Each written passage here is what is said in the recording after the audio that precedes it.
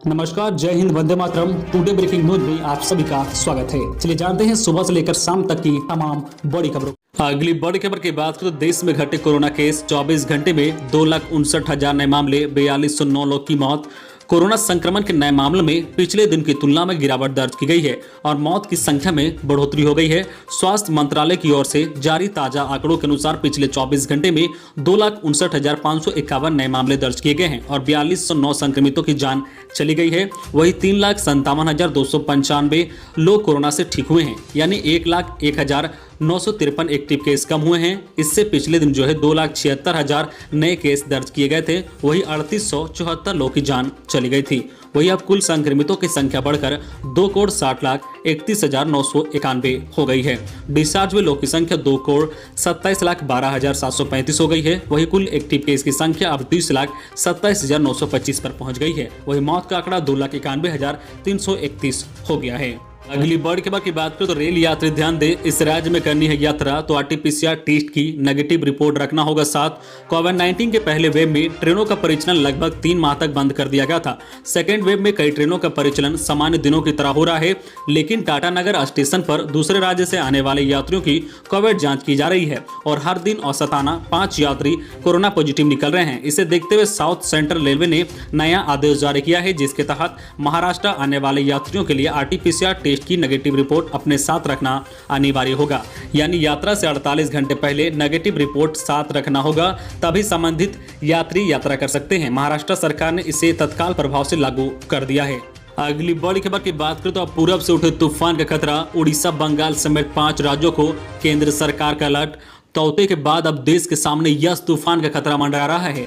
यह तूफान उत्तरी अंडमान सागर और उससे सटे पूर्व मध्य बंगाल की खाड़ी से उठेगा। 24 मई तक इसके चक्रवाती तूफान में तब्दील होने की आशंका है। खतरे को देखते हुए केंद्र ने आंध्र प्रदेश, उड़ीसा, बंगाल, तमिलनाडु और अंडमान निकोबार को अलर्ट किया है।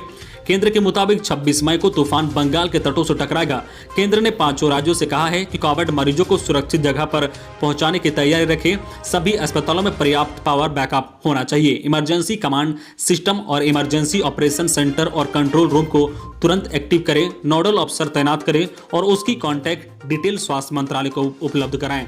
तटीय राज्यों के सभी जिलों में हॉस्पिटल डिजास्टर मैनेजमेंट प्लस को शुरू कर दें।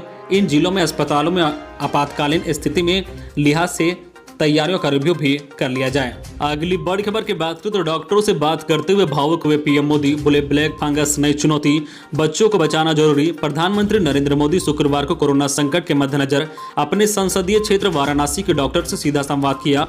डॉक्टरों से बात करते हुए पीएम मोदी भावुक हो गए। पीएम ने कहा कि कोविड के खिलाफ जारी इस लड़ाई में हमने कई अपनों को खो दिया है।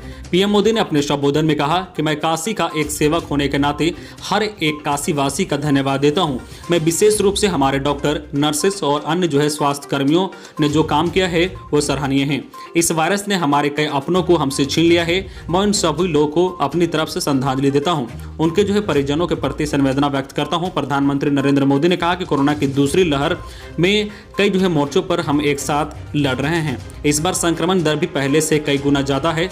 मरीजों को ज्यादा दिन तक अस्पताल में रहना पड़ रहा है। इससे हमारे स्वास्थ्य सिस्टम पर दबाव बढ़ रहा है। पीएम मोदी ने ब्लैक फंगस का भी जिक्र किया। उन्होंने कहा कि इस बीमारी से सतर्क रहना है और एक्शन लेना है। पीएम मोदी ने कहा कि संकट के इस वक्त में जनता की नाराजगी भी झेलनी पड़ती है, लेकिन हमें अपने काम में लगे रहना है और उनके दुख को कम करना है। गौरतलब है कि कोरोना की दूसरी लहर के बीच प्रधानमंत्री नरेंद्र मोदी स्थानीय स्तर के अधिकारियों से संवाद कर रहे हैं। वाराणसी के डॉक्टर से संवाद से पहले पीएम मोदी ने बीते दिन देश के करीब 100 जिलों के डीएम से सीधा संवाद किया था। अगली बड़ी खबर की बात करें तो लोगों में अब भी नहीं है कोरोना का डर। स्वास्थ्य मंत्रालय की रिपोर्ट, 50% लोग अब भी नहीं पहनते हैं मास्क। कोरोना वायरस की दूसरी लहर का प्रकोप भारत पर ऐसा बरस रहा है कि देश की स्वास्थ्य व्यवस्था भी वायरस के आगे बेबस हो गई है। हर रोज हजारों लोग की जान जा रही है, लाखों लोग वायरस से संक्रमित हो रहे हैं। देश के कई राज्यों में लॉकडाउन लगा गया है। लोगों से यह अपील की जा रही है कि सिर्फ जरूरी चीजों के लिए घर से बाहर निकले और जब भी जो है बाहर निकले तो मास्क जरूर लगाएं, सोशल डिस्टेंसिंग का पालन करें, लेकिन लोग इन बातों को मानते नहीं। स्वास्थ्य मंत्रालय की रिपोर्ट के मुताबिक 50% लोग अभी मास्क नहीं लगाते हैं। केंद्रीय स्वास्थ्य मंत्रालय ने कहा है कि एक स्टडी के मुताबिक 50% लोग अभी भी मास्क नहीं पहनते हैं, जबकि 64% लोग जो मास्क पहनते हैं वे नाक के नीचे ढकते हैं। अगली बड़ी खबर की बात करें तो कोरोना वैक्सीन लगवाने का फोटो शेयर करने पर केंद्र सरकार दे रही है 5,000 रुपए। बस करना होगा ये काम। देश में जो है कोरोना के बढ़ते संक्रमण को रोकने के लिए केंद्र की मोदी सरकार ने वैक्सीनेशन अभियान को तेज कर दिया है। इस समय देश में 18 से ज्यादा उम्र वाले सभी नागरिकों को वैक्सीन लगाई जा रही है। ऐसे में सरकार अब आपको घर बैठे 5,000 रुपए जीतने का मौका दे रही है। सरकार की ओर से जो भी व्यक्ति वैक्सीन लगाने का फोटो एक अच्छी जो है टैगलाइन के साथ शेयर करेगा उसे 5,000 रुपए इनाम कैश प्राइज मिलेगा। आइए आपको बताते हैं कि आप कैसे घर बैठे 5,000 रुपए कमा सकते हैं। MyGov इंडिया के ऑफिशियल ट्विटर हैंडल पर इस बारे में जानकारी दी गई है। ट्वीट में कहा गया है कि अगर आपने हाल में ही वैक्सीन लगाई है तो आप लाखों लोग को वैक्सीन के लिए प्रेरित कर सकते हैं। आप एक दिलचस्प जो टैगलाइन के साथ अपनी टीकाकरण वाली फोटो शेयर करें और 5,000 रुपए जीतने का मौका पाए। इस जो है कॉन्टेस्ट में हिस्सा लेने के लिए आपको सबसे पहले mygov.in पोर्टल पर जाना होगा। यहाँ लॉगिन टू जो है पार्टिसिपेट टैब पर लिंक क्लिक करना होगा। इसके बाद में रजिस्ट्रेशन डिटेल फिल करनी होगी।